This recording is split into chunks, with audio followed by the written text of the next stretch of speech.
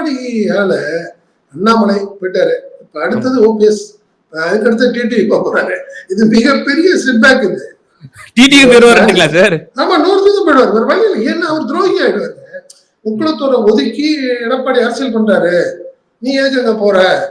அண்ணாமலை இவர் வந்துட்டாரு, நம்ம அண்ணன் வந்துட்டாரு, ஓபிஎஸ் வந்துட்டாரு. ஏற்கனவே சின்னம்மாவை வந்து ஒதுக்கி வச்சிருக்காங்க. நீ வாங்கன்னு கூப்பிட ஆரம்பிச்சிருவான் ஒவ்வொரு ஏரியாலையும். யாரு? டிடிவி.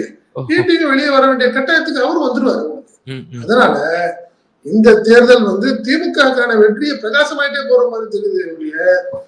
ஆமா, இந்த சம்பவம் திமுக பெரிய அட்வான்டேஜ் டு டிஎம்கே தானே. அண்ணா திமுக பொதுச்செயலாளர் அவ்வளவுதான். அவருக்கு வந்து முதல்வர் ஆகுறதோ அடுத்த கட்டத்துக்கான விஷயங்கள்லாம் இருக்கிற மாதிரி தெரியல. இன்னொரு விஷயம் நம்ம பார்க்கணும் என்னன்னா, இந்த தேர்தல் 2026 பிஜேபிக்கு தேவையில்லை அப்படிங்கிறத நம்ம பார்க்கணும். இதை பத்தி கவலைப்பட வேண்டியது எடப்பாடி தான். பிஜேபிக்கு என்ன கவலை? பிஜேபிக்கு எந்த கவலையும் கிடையாது. என்ன, எடப்பாடிக்கு தான் கவலை. இது ஒருவேளை ஓபிஎஸ் எங்க போவாரு? ஒருத்தர் தான் திமுகவுக்கு வரமாட்டாரு. காரணம் என்ன? திமுக எதிரான மனநிலை உள்ளவங்க அண்ணா திமுக காரங்கன்னு வச்சுக்கலாம். சோ அவரும் வரமாட்டாரு. அவர் போறதா இருந்தா ஏட்ட போவாரு, விஜய்கிட்ட போவார். இதுதான் ஒரு சூழ்நிலை. விஜய்கிட்ட போய் ஒரு 20-25 தொகுதி வாங்கிட்டாருன்னு வச்சுக்கோங்க, நீ ஆட்டோமேட்டிக்கா இன்னும் மைனஸ் ஆகும் மற்றவங்களுக்கு எல்லாம்.